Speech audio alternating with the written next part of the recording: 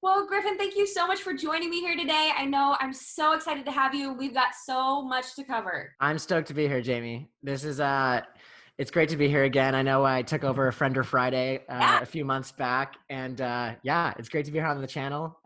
Let's talk all things music and DJs and wedding and love and entertainment. Yes. It's great to be here. But what I'm seeing mostly is a lot of people are like, what am I supposed to give a DJ? And what am I not supposed to give a DJ? And how do we pick a good one? That tends to be like the main ideas. So a couple people are like, we can have a cake tasting, but how do we have like a DJ? How do we do this? DJ tasting.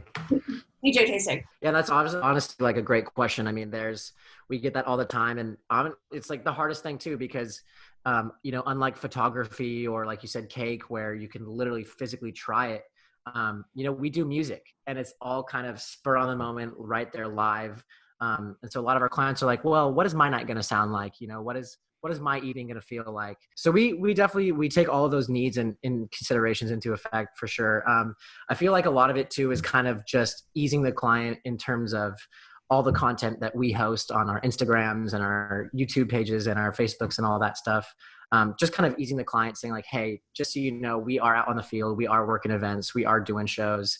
So a lot of that too is just kind of goes like, experience hand in hand with that type of thing too. So, but yeah, definitely a hard question because, yeah, like you said, it's like, do you ask your DJ for a mix off the bat or, which is also, there's kind of a catch with that too, because, your DJ will send you a mix and the transitions might be great and the songs might be great, but it might not be like perfectly aligned with the client. So they might be like, oh, well, we don't like one or two songs like this, or would actually prefer this type of thing.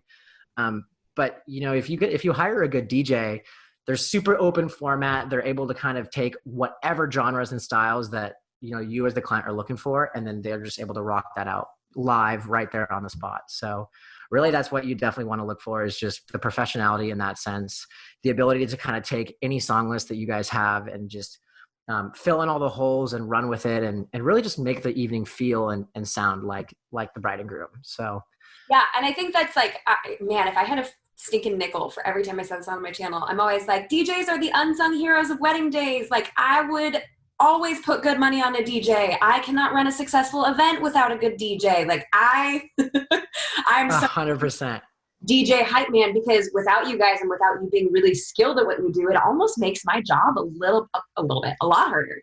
Definitely. That's something that we hear all the time is when we work with coordinators, it's always, when you have a professional DJ on site. I worked at an event this past weekend and she was like, oh my God, thank God you're here. Thank God you're a professional. I had a band here, and bands are awesome, but then you're working with 7 different personalities and needs and wants and load-ins, and versus just one guy who knows the load-in, knows the spot, knows how to kind of just show up and rock it too. So no, 100%, you're right. Totally in that sense. So yeah, no, it's probably pretty much a general consensus across the board with so many different vendors. Catering, if they've got a good DJ, like, their night is made. Photographers, if they've got a good DJ, their night is made. We had this one 100%. who started toasts while the photography team, the videography team, and I were all still eating. And we were like, no, like, yeah, like running. Scooby-Doo running with the dust coming behind you. Totally. Where our legs turned into like pinwheels. Yeah. But even stuff like that, a good DJ totally can make the difference between a successful night for all of the vendors, which is really absolutely, because I feel like in a lot of ways, like, a good photographer doesn't necessarily make or break an evening. Like, we'd love to have a great photographer and we'd love to have them be timely. A good caterer, I mean, if they're really late, like, that stinks. But like, you as a DJ and me as a planner, we are integral to the flow of the overall day. Oh, absolutely. Absolutely. Yeah. I mean, you said it perfectly yourself. At the end of the day, it's a wedding event. You're hosting 100 people, you're having guests there. Really, most clients' wants and needs are very similar and very aligned. They want their guests to have a good time. Generally, more so than not, they want a rock and dance floor. They want a fun, high energy party. And we're super keen on giving that to them. But kind of to that extent, like you said, the DJ is really the guy who's on site, and they hold the power to kind of make or break the night. You can have the best photographer on site, the most delicious food, but if your DJ MC is making silly jokes or kind of Yeah. making awkward. Yeah. Just Yeah. then you kind of, that's the lasting impression, So I always remember I was working with a coordinator. This was a couple of years back, but she pretty much said it like, yeah, you as a DJ, you're the figurehead. I just sit back here and pull the strings. So she's totally right. The coordination team is so important and so just crucial to the overall longevity of the night. But the DJ is really the guy, pretty much solely because we have the microphone there and ready to rock the show out too. So definitely a very important piece to kind of the puzzle of hosting a wedding. I know kind of it is frustrating because it's not necessarily something where clients don't see the value in, but it's more so something where it's like, oh, well, we've spent so much money, like it can't possibly be that much to just like play music. And I always see it as it's so much more than that. It's you're hiring an audio person for your ceremony. You're hiring a host for your event and for the formalities. And then you're hiring a DJ for the last, 2 hours to rock out your party. So it's not like you're hiring one guy. You really need to hire a guy who's kind of a Renaissance man in that sense, where he can make sure to tune your audio correct, make sure to say the announcements right, make sure to, like you said, coordinate with the vendors, something as simple as that. So all just kind of stuff, like you said, it just comes with experience and, you work so many events, so you're able to just, take it from there. So. Yeah. And I think the personality of the DJ is really important because like you said, you kind of cover 3 different genres or 3 different zones. It's not just, and in fact, we have this kind of running joke with, on staff over with our company where it's like, when people say, could you just blah, blah, blah, it's like, well, you have no idea what you just asked for. You know what I mean? Yeah. Set up our 30 centerpieces for us. And we're like, that's an hour and a half worth of work. Like that's not, you don't. Yeah, I can just do that. Sure. Right. Yeah, exactly. And I think it's really well, but I think in circumstances like this, it's like, well, we just need an audio guy. Like we just need someone to plug in speakers. And for some people that may be the case. They may have a really well curated Spotify playlist and they're all pumped about it. And we're not knocking that. But what a DJ does is so much more than just set up speakers or just announce things or just play the right music to keep people on the dance floor. It's like you go through the cycle of spinning those 3 plates simultaneously, always making sure the audio is good, always making sure that you're presenting yourself well and being entertaining on the microphone, because that is not always the case with DJs. No. And making sure the guests are engaged in whatever they need to be engaged in that moment. If that's toasts, then it's toast. If it's the dance floor, then it's the dance floor. If it's the conversation at the table, then you're playing quiet, ambient background music. So I think those 3 things are often, they're not always looked at together when people are hunting for a DJ. Totally. Yeah. And just to kind of build off that point too, like we'll have we work with so many different clients and different clients have different priorities. Some people are super music driven and they've been, like you said, they've been making a bitchin' Spotify playlist since they've been engaged and they know exactly what they want played when, and other clients we get and they're just, hey, we like Kings of Leon and the Lumineers. And that's awesome too. I think part of being a good DJ is being able to say like, okay, like, I can feel your vibe. I can feel kind of the moods and the genres you're going for. And we'll fill in all the gaps. And like you said, too, there's nothing wrong if a client has a playlist made for pre-ceremony, a playlist made for their cocktail hour, a playlist that they want for dancing, then that's awesome too. Like at the end of the day, we want the event to feel like them and sound like them. So unless they want Josh Groban and the chicken dance all night, then we're playing 100% of their song list all night long. So okay, wait, does that come from experience? Did someone actually Josh Groban and the chicken dance like all night? I've never had Please Play the Chicken Dance. I'll admit, I've never had that one. I did an event and they were like a big Russian family. And I guess it was super traditional that a lot of the family members like sang songs and they had like literally a quartet with violinists and a cello player. And it was like a big family band. Yeah. And they're all part of the family. It was nuts. It was super fun. But yeah, to piggyback off that point, they came in and they sang You Raise Me Up by Josh Groban. And it was angelic to say the least. What a angelic. Well, I touched on the playlist thing a little bit because that's something I consistently saw in all of the questions, both on Instagram and on YouTube. People were like, how much are we allowed to give? How much should we give? What's too much to give? What's not enough? So what, because it sounds like it almost feels pretty much like you can give as much as you want to or as little as you want to, and your DJ will fill in the gaps. Is that what I hear you saying? Yeah, yeah, for the most part, absolutely. If you're hiring a good DJ, then they should have no problems, filling all those gaps.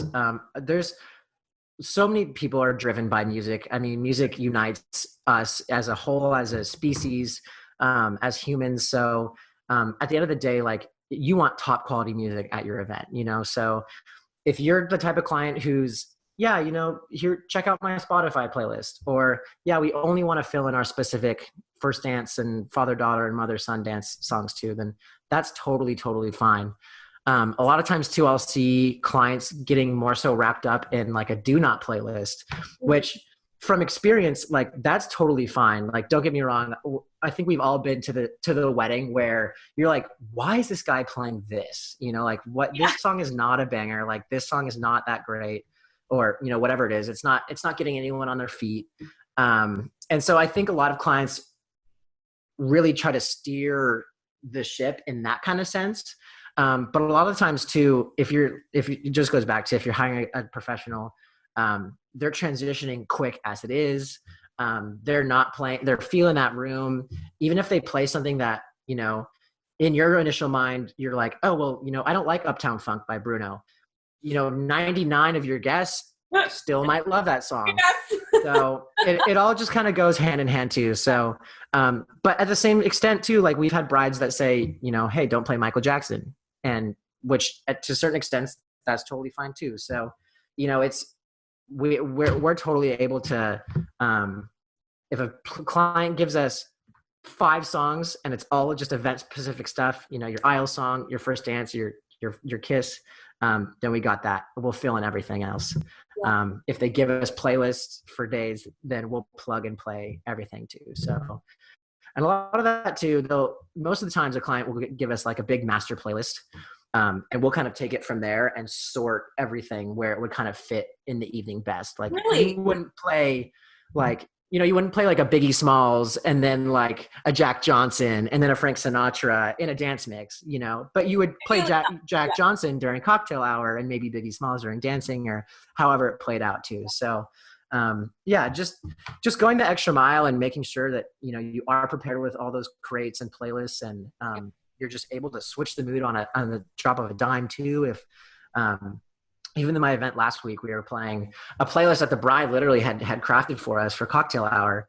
And then like 20 minutes went by and one of the bridesmaids ran in and she was like, actually, can you just play like a softer jazz playlist?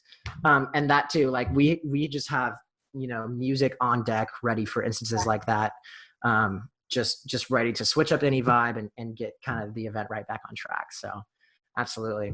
So how much time then, like this, I don't think this is even on our list of questions, but how much time do you spend curating a playlist? Do you have like a generic one that you go to that feels pretty standard and then you just add or delete as necessary? Or do you like craft from scratch? Or if a couple gives you a giant playlist, like you're saying, how much time do you spend putting this stuff together? Because I just figured that there was some sort of like, play this at every single wedding because Uptown Funk is definitely on there. Absolutely. Hands down. Group dance is on there somewhere a lot of the time. But like, how does that work for you? How much time do you spend on the playlist?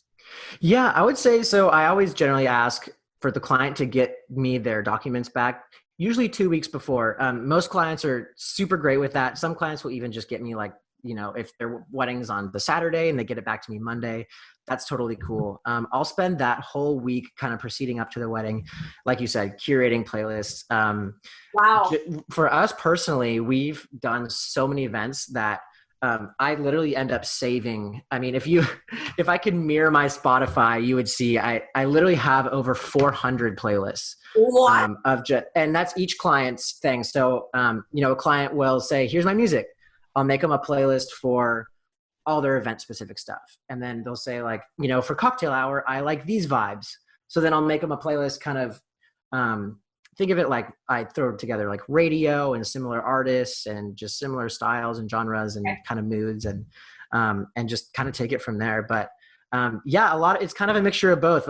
Some of it's like, oh wait, I played a similar vibe at Brooke's wedding last month. Like maybe I'll see what songs I can pull from her playlist and kind of throw in for this one. So It really is. But to that point too, like you said, where they do have like those staple songs, those Uptown Funks, those, Dancing Queen and You Are the Best Thing by Ray Montoya, like just those staples that are definitely must plays that, the Sweet Carolines that we always try to squeeze into every event, so. Nudge it on in there. And it's so funny because as vendors, right?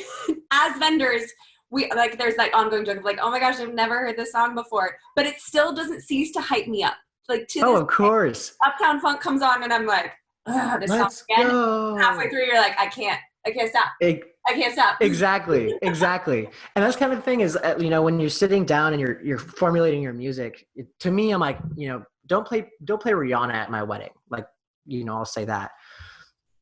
But if the DJ at my wedding is throwing down and the energy's high and, we're all partying, like that's such a minuscule thing on your mind, literally the last thing on your mind. So, I think it's just kind of being keen to kind of select the right person. And I was reading online, actually, it was kind of just about marketing and how to push your brand and business and everything. And they mentioned the importance of a website and the importance of your social media. And they brought up a point that seems so just black and white. And I'm like, wait, no, duh. And they're like, they were just expressing the importance of having like a really well designed website. And that's something that from my end that I've always taken pride in because I just love web design personally. And I've spent just a lot of time and love like crafting our kind of brand and on our online look. And but basically the keynote guy was just talking and he was saying, if you have a nice brand and a nicely designed website, your client will be able to see that. And they'll say like, well, hey, like if this guy knows what he's doing online, like he probably knows what he's doing, technically speaking, out in front of the field, So, and that really struck home to me where I'm like, wait, that's so true. You're DJ shopping, you're Googling and you're vendor shopping even, and you hit a home base and it's, kind of HTML, looks like an old Facebook profile, slow to load. You're not as inclined to even check out something else if their media isn't kind of up to par or up to date or even featuring the bride and groom too. So yeah, we just we try to put our best image up there. So it just completely eases the client's mind in booking. And cause that is the last thing you want. You don't want to book a DJ and think like, is our party going to be good? Like he better throw down, like, oh, you better throw hits tonight. Like you just want to book it and know that it's going to be a raging party. So yeah. And I also see the value. Do you have any videos on your website? We can cut this part out if you don't. Yeah, totally. Yeah, I have no, I do. Yeah, I have, there's a big media section on my website. There's like 3 like recap kind of like videos that are made from obviously like videographers, kind of on-site stuff. But then at the end of last year over at Franciscan Gardens here in San Juan Capistrano, I had a buddy of mine come out and he filmed this crazy fun dance floor. Yeah. And it was the last wedding of the year. Yeah. And it was Eve and Shane Descharme and such an amazing couple, like really, really, really fun night. And no, it was super great. And honestly, to that point is videos are so important in that sense because you really want to be thrown right into the event. You want to see, oh, this could be you, this could be your event, put your face in the hole and this could be you type of thing. So we definitely, we just try to feature all of that type of thing. And even feature a lot of our photographer colleagues that we work with kind of at separate events. We throw their content on our website too. And just kind of try to make this well-oiled machine where the client at least knows that, hey, you're not hiring someone who's, fresh out of high school who just bought a speaker equipment from Guitar Center. And he's like, hey, I can DJ.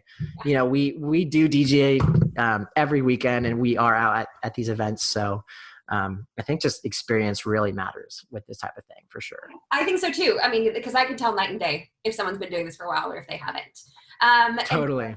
And I will never stop hyping up DJs, which in fact, I haven't even mentioned this yet. Like you are our preferred DJ in Southern California. Thank you. Glad to hear it. I think you're the only one on our preferred DJ section. So like, I will take it. If you are in Southern California, I highly recommend checking him out because he wouldn't be there if he wasn't awesome. And he wouldn't be on, I wouldn't interview you if you sucked. I'd hope not. I would hope not. Thank you. Thank you. Or just be like, well, I mean, like, there we go. Yeah, totally. But I think having faith in the person that you're hiring, because a DJ is not cheap, because the DJ holds the reins for your entire evening, and a DJ is going to potentially make or break the dance floor section or other sections of your night as well. Not like ceremony, miking the officiant, miking Totally. all those kinds of things. So many things have to fall into the hands of a trusted professional, because if your audio goes off, or how often does a videographer plug into your system to make sure he's capturing the audio? All the time. Have it for their video. So if you don't have a good DJ, or they don't know what they're talking about, that means you could potentially lose audio from your ceremony. There's so many layers. So many layers. And that I'll say, we have, my friends talk about having server nightmares from their restaurant jobs. Well, we have DJ nightmares where ceremony audio cuts out.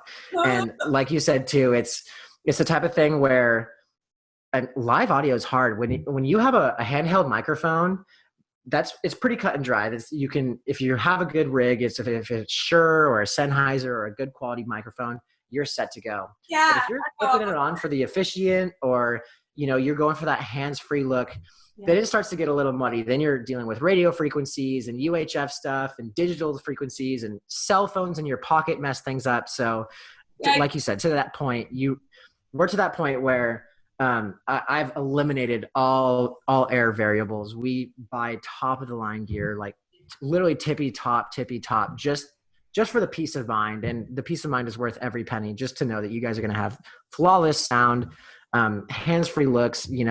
Nothing's worse than when your officiant is up there and you guys are ready to say I do's, and all you hear is static, or all you hear is wind, or it's picking up the helicopter flying above the venue, or whatever happens, so yeah, totally. Absolutely. So, what about because obviously on my channel, I've got a bunch of couples who are just balling on budgets. And I did have a couple of people ask, like, okay, well, if we can't afford a DJ, like, what do we do? What's your suggestion as a professional? What should they do? Is that something that you feel like, is there a system? Because I think I've heard on Spotify, there's an option to fade between songs. Like, do you have any recommendations? Have you answered this question before? Now I'm over asking, so go ahead and just reply. No, you're totally fine. Yeah, that's a tricky question. I mean, sometimes there's events that are like, hey, we can't afford a DJ. We have a really charismatic best man that we'd love to like just MC. In that sense, I'd say exactly kind of what you said. Spotify is your best friend. Apple Music is your best friend. They have tons of curated stuff as it is. And it's stuff based on genre, based on mood, so much stuff. And they really do a lot of the heavy lifting curation work for you. So to that kind of extent, if you are kind of out of money, you spent all your money on napkins and table settings, and you have a personal friend, or maybe you're doing a dialed back event that's a backyard or a micro wedding, whatever the situation might be. Absolutely. I say there's so many streaming services out there that they're so consumer friendly. So I'd say obviously make different playlists. It'd be easy to, we have kind of upon booking, we send out like a music request document, and it breaks down all the different events throughout the wedding. So you have your pre-ceremony music, and then your aisle song, and then the song when you kiss, and then grand entrance and first dance, and all the way through the event. We've made playlists to assist our clients kind of brainstorm and guide them through that process too. So in that form, we'll have kind of playlists linked there as well. But to that point, it'd be pretty beneficial if you had just kind of a document like that would just say like, here are the traditional events. This is what you might want music for. Feel free to plug in those songs. And really there's only like, 5 to 7 specific events that you really need to have music for, so everything from cake to special dances to bouquet and garter, if you guys are going more traditional style with that too. So, but no, to that point, I'd say, it's tough because you obviously have to have the speaker equipment, and then you have to have someone willing to kind of show up on site and set it up and get it all ready to go. And, I do feel like the DJ is one of those crucial pieces to just, stress-free, hands-off, let's let the night kind of roll. But absolutely, everyone's financial situation is totally different. So, we feel for it. Is that if you don't have the money, you don't have the money. Yeah. Like if you don't have it, it's not like you can make it appear. So I love the idea of, yes, let's get you a speaker. Let's get someone to set it up for you. Do not be doing that yourself. Make sure, ideally this person would have a teensy tiny bit of sound experience just in case Totally. something goes wrong, that they could tweak and redirect and reconnect. Ideally, I would also say it not being on your personal cell phone or something along those lines. 100%. Right? That it's a Spotify playlist or an Apple playlist that someone can access on your behalf, either from their own phone or their own laptop, so you are not responsible for it. It lives on the cloud or whatever sort of online database. Exactly. Someone else can access. And then I think exactly. the only other thing would be who's making announcements for you. Now, if it's small enough, like you can just look around and be like, okay, guys, we're going to go eat now. It's not that big of a deal. If we're You just shout. Yeah, exactly. Like, it's okay. But there are a couple times where you might want that to happen. So like you said, a charismatic best man or just someone who's confident in themselves, because if someone walked up to the mic and they're like, all right, guys, hi, we're going to go eat some dinner. Okay, thanks. Like, it just doesn't set the right mood. Oh, shoot. It wasn't on. I meant, okay, hello. Sorry. Guys, the crowd's that way. Oh, sorry. Oh, hello. Yeah, totally.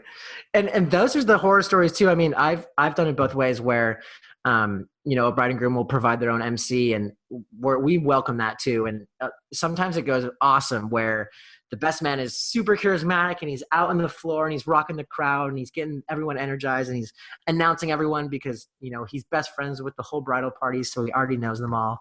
And then other times we get, like you said, kind of the guest MC who's like, okay, guys, you're stuck with me. And obviously that's just kind of not the look you're shooting for. So really not so much.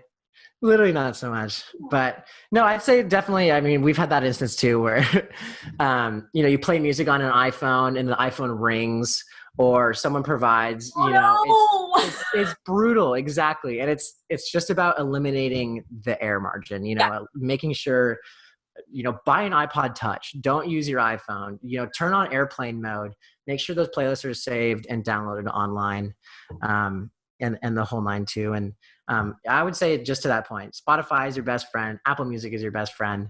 And yeah, best of luck. If you're dialing it back, then I'm assuming you're not doing like a huge dance floor or anything crazy like that. So yeah, that just might not be the focal point of your evening. Yeah. But to that point too, like don't not hire a DJ and then, throw it on the coordinator. I have a good friend, Claire, who we kind of joke around. Time for the people in the back. Yes, that was please do not throw it on the coordinator. Over. Thank you. No, I have a good coordinator friend, Claire, out here in Orange County, and we work together all the time, and she'll joke. Well, wait, Grit and Grace now, right? Grit and Grace, correct. Yeah. So great to work with. But we always have this running on joke where she'll say, hey, I was DJ Claire last night and I threw down. And I always see just snaps of her working on her iPhone. And it just, that adds that whole layer of stress. And it's not your coordinator's job, so. And we're not good at it. I like, at this point, I did it twice early in my career, and it's just like a hard no for me now. Even if someone is DIYing their own setup, it's a hard no. Like, I've got other things you've hired me to be responsible for, and if you add this onto my role, then I won't be effective at the things you've hired me for. So we don't touch it anymore. Like, it's who in the bridal party can do it, or what family members can do it for you, just so we kind of have that one step removed. Because if I'm trying to cue the caterer to let them know that dinner is going to be in 15 minutes and I have to press play on your grand entrance song at the same time, that's a little much for me. Absolutely. So, yeah, we have a hard boundary on that. And there's only one of you. You can't be coordinating the entry and running back to the speaker and coordinating. It's just one of you. It's you're spreading too thin. It's definitely not even worth it. And I think that's one of the hardest things about a vendor or a sole proprietor or a weekend gigger is it's hard to say no, because you want every lead and you don't want to turn down business and you want to make these clients' nights awesome and amazing. And, but I think that just comes with kind of the maturity of the business, is knowing when to say no and say, hey, respectfully so, maybe we're not a good fit, or maybe I just simply can't work with your budget, or, whatever the instance is. I really think the importance of knowing when to say yes and when to say no. And, even as an MC, when to talk and when not to talk, it's so important, so, and we're definitely not those styles of DJs and MCs where we're out there and saying corny jokes and wearing fedora hats and really kind of trying to hog the spotlight. We're very much so kind of, we got that radio announcer voice, and it just kind of kicks in, and we're able to kind of command the night with ease. So cool. Okay, honestly, that was so not how we saw this going. Like, I thought I'd asked a bunch of structured questions, but we just have such a good time hanging out together. It just came out so naturally. I appreciate it. Yeah. Well, you asked me something, I could talk for days. So best you cut me off here. Yeah. Well, and I mean, just seriously, thank you so much for joining us. As much as I know a lot about what DJs do, it is so much better coming from a DJ themselves. And so I know this is going to provide so much value for all of our viewers here. Where can people find you? Like, where's the spot to find you? Absolutely. Yeah, so I'm online. I'm on Instagram. For Insta, probably the quickest, easiest link is just at DJ Griff. That's DJGRIFF. One of the lucky early Instagram adapters to kind of tap that short name there. There you go. Yeah, right. And then feel free to find me online. We got djgrifferentertainment.com. And feel free to find my email, or we got my address on there too, or not my home address.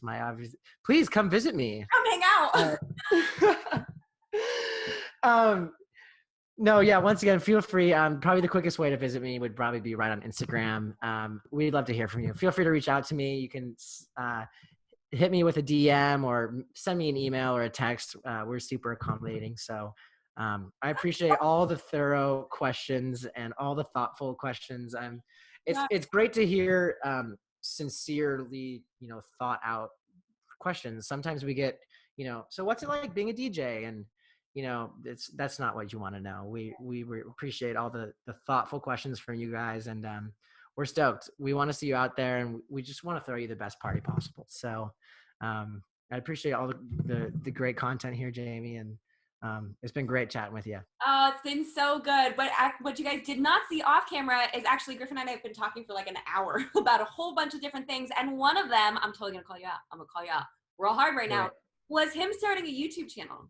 So if you think it's a good idea for a wedding DJ to start a YouTube channel, could you do me a favor and jump on down there in the comments and say something? Because this dude, your degree was in filmmaking. You got a great personality, and you know what you're talking about. So you have no right? Thank you, everyone. Well, I appreciate it. Yeah, we'll see you on the interwebs, folks.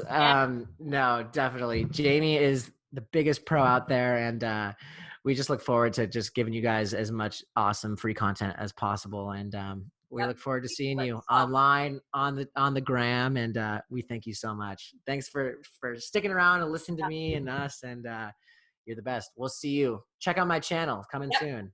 Yes. That's right. And last little tidbit. Griffin has agreed to share a little something with you. It's your intake form. Is that what it is? That's right. Music request document. Music request document. I'm going to link that down below if you guys are interested. Feel free to snag that. It's your little reward for making it to the end of this video. Download it if you guys want to find him. He is based in Southern California. Him and his team are amazing. They are our preferred DJ. 10 out of 10 recommend. Thank you. Thank you again so much for being here. And that's it. That's the end of us talking. That's the show. That's it. Curtain falls.